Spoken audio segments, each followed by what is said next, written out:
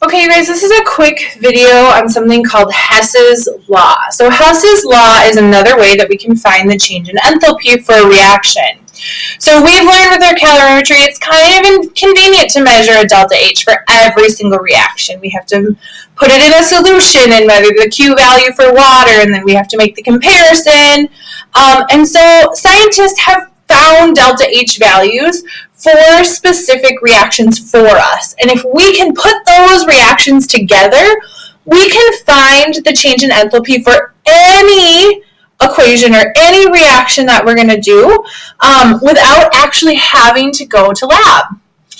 So a couple of properties that we're going to use, or what Hess's Law says, is that the delta H for an overall reaction will be equal to the sum of the enthalpy changes for individual steps. So we already learned with the energy diagrams that a reaction doesn't happen in one step.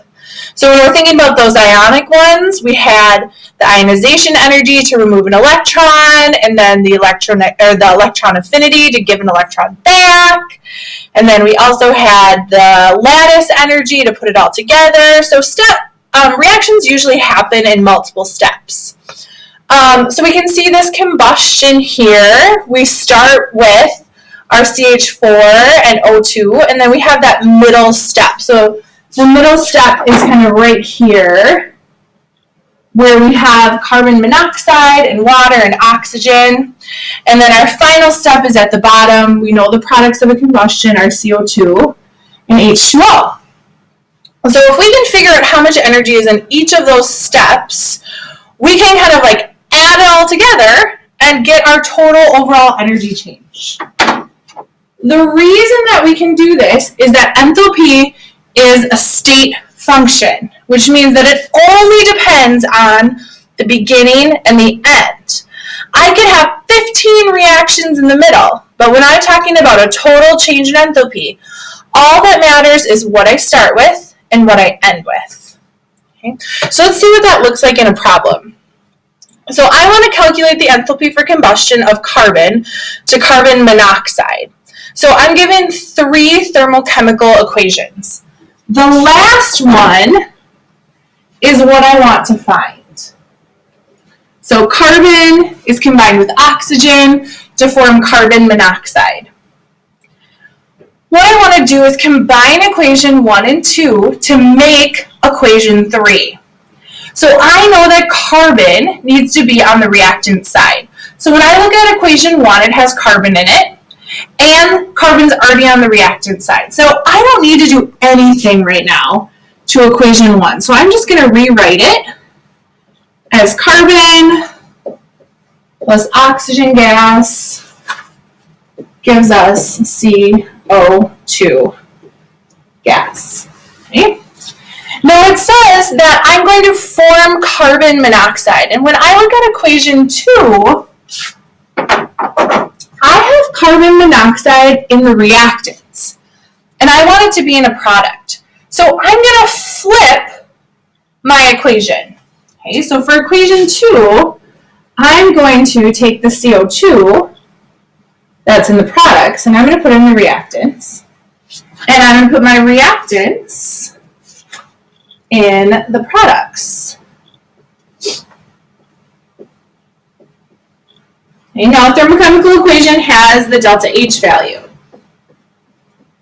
If I flip my reaction, we know, and we learned this, one of the properties of enthalpy, if I do the reverse of the reaction, it's going to be the reverse of the enthalpy.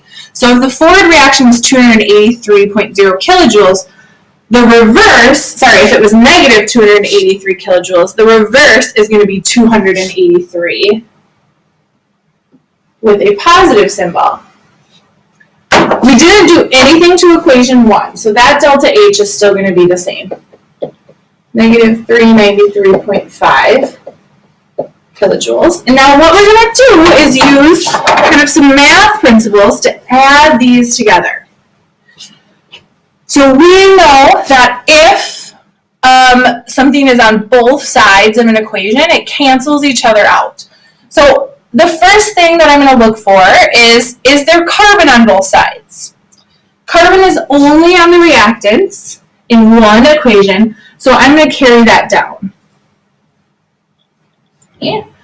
Next, I'm going to look at O2. And I see that I have O2 here in my first reaction. And it's in the products on the other side. But it's only half. So that means I'm going to cancel half of that red one. So I'm left with half of an oxygen on the reactant side and none on the product side. Okay, my next reactant is my CO2. And I see that I have CO2 on the reactant side here and a CO2 on the product side. So those are going to completely cancel each other off. I'm not going to write those in my products at all. And last thing that I haven't looked at yet is my CO, nowhere else, so I'm going to carry that down. If I've done this correctly, when I add these together, the reaction that I formed should be the same as the reaction I'm trying to find. So this one I'm blocking in black should match equation 3, and it does, which means I've done it correctly. So now to find my delta H, I'm just going to add these values together. So I'm going to take negative 393.5, and I'm going to add 283. So negative 393.5 to 83.0. So my overall reaction is negative 110.5 kilojoules, and that's going to be an exothermic reaction. Okay, let's try another one. This one is slightly different. We're going to calculate the enthalpy for the synthesis of carbon and hydrogen gas in equation 4. So equation 4 is what I want to end with. So I need carbon on the reactant side. So I see carbon in equation 3, and I only see it in equation 3. So that's what I want, but I need 2 carbon. So I am going to double everything in my third equation. Okay? So I'm going to end up with 2 carbon plus 2 oxygen, and that's going to give me 2 CO2s, and that means that my delta H for this is 2 times negative 393.5. So that's negative 787 kilojoules. Okay. You are going to continue this process in the same way to get everything to cancel out so that we end up with equation 4.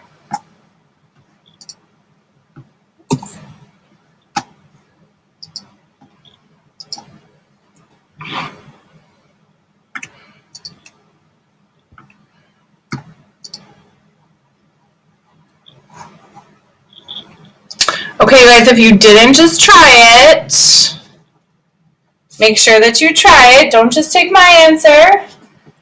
My oxygen cancels, my carbon dioxide cancels, my liquid water cancels, and I'm left with my 2 carbon plus my hydrogen gas gives me my C2H2.